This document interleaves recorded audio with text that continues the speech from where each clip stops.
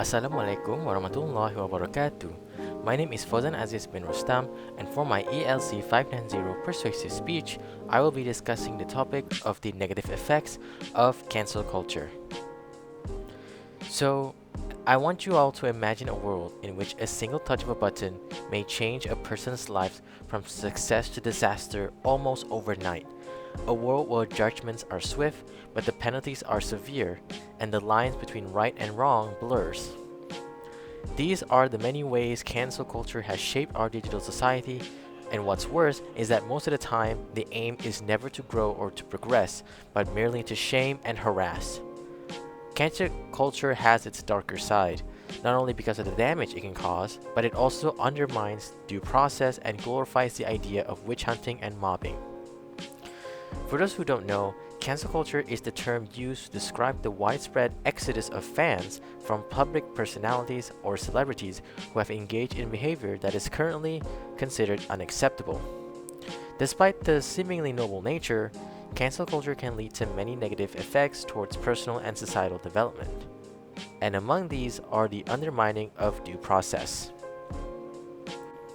Due process, defined under Britannica, is the course of legal proceedings according to rules and principles that have been established in a system of jurisprudence for the enforcement and protection of private rights. You see, one of the most prominent effects of the internet is how rapidly decisions are made. But this is understandable because hundreds, thousands, and even millions of information are submitted every single minute, according to a statistical report regarding media usage in an online minute. But sometimes, that information is not digested nearly as fast as we are making them. Incompleteness of information and misinformation is one of the most common issues when discussing about cancel culture. As such, a traditional judicial system would be inadequate. When it comes to the internet though, due process is a numbers game. The general perception of how much weight an accusation has is commonly based. The general perception of how much weight an accusation has is commonly based on how much it is circulating in the media and talked about. This is due to self-reliance on information that was already screened for their authenticity by previous posters. And while this is a fairly reliable means for filtering, as I can attest to, some individuals may use this opportunity to purposely spread misinformation, either for personal reasons or just to spread their own views as facts. This can cause the accused being labeled a certain verdict before a consensus or statement is publicly released. More importantly, this can also lead to increased verbal hostility towards the accused as they are to be expected as guilty before proof is even shown or before they can have the chance to explain themselves. Another negative effect of cancel culture is how it also encourages mob mentality. This is especially true among kids and younger teens. A mob or herd mentality is when people within a community behave and think in a way that conforms to the group's mindset, rather than as individuals. According to Psychological Today, cancel culture can prey on people's instincts to jump on something because other people are doing it, not because of evidence. When in a group, everyone is expected to act regardless of if what they are doing is good or bad. This often pressures someone into participating even if they themselves either have nothing against the person accused or is just not interested in the arguments. Especially for some of us, the internet can become a large part of their lives. Therefore, the threat of online exclusion can be seen as a legitimate social concern. And an understandable one at that. Especially as a kid, you would not want to be excluded from the groups of people you grew up with, as with the people you grew up with in real life. Today, the number of cancelable offenses has increased due to the subjectivity of the matter and how views can change over time. And as someone who is an active online user, many cancel campaigns I have seen are not just about unearthing large scandals, injustices, or criminal activity, but there are also people who are canceled for seemingly arbitrary reasons. For example, there are people harassed for things like gender misidentification and minor cultural appropriation. Definitely not something you would expect to be attacked over, but nevertheless, I suppose a side effect of a user base that is changing quickly.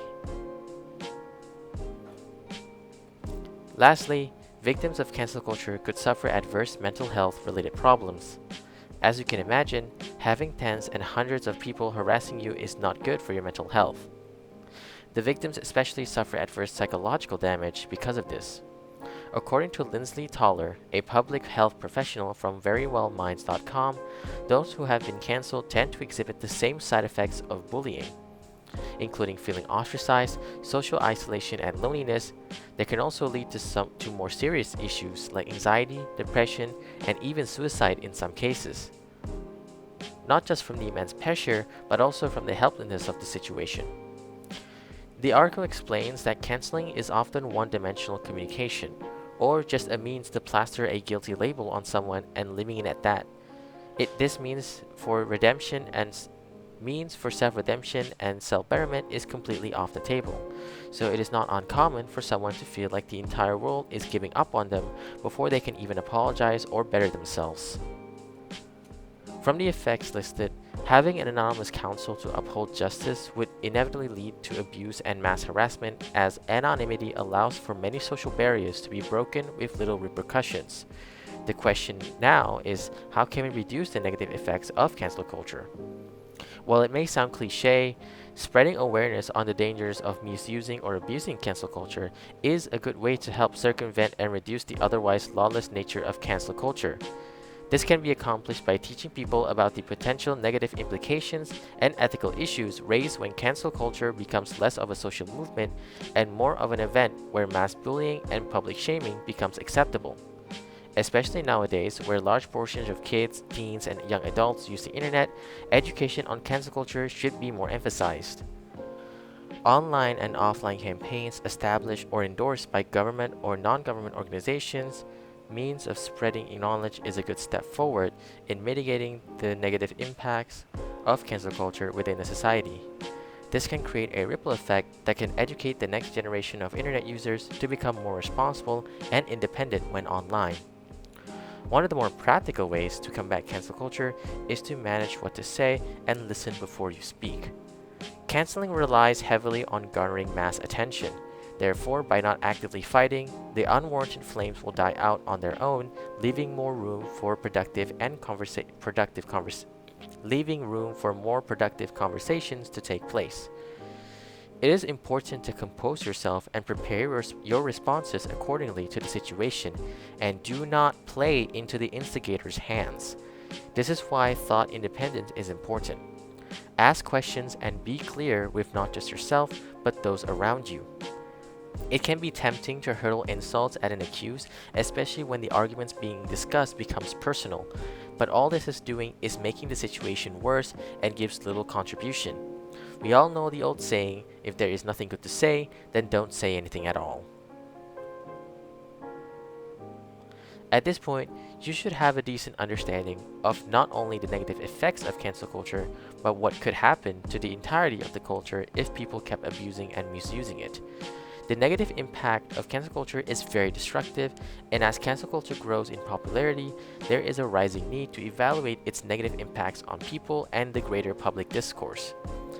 It is important for us to understand and respect our boundaries. The internet is largely unrestricted, but that does not mean it should be treated as such. We as the public can use our voice against the wicked, but what good is that voice if no one takes it seriously or even considers it at all? And so, I call to you all to please watch yourself, whether online or offline, and be responsible with your voice, so there perhaps may be some weight to it, where those who need it the most can rely on. That is all from me. Thank you very much. Assalamualaikum warahmatullahi wabarakatuh.